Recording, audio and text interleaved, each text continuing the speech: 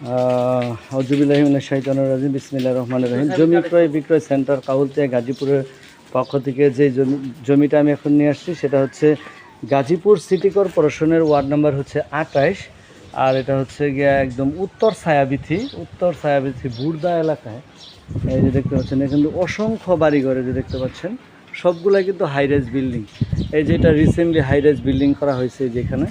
তো এখানে আসলে 5 কাঠা একটা প্লট ছিল, সেই 5 কাঠা প্লট থেকে 2.5 কাঠা বিক্রি হয়েছে এবং 2.5 কাঠা প্লট এখানে আছে।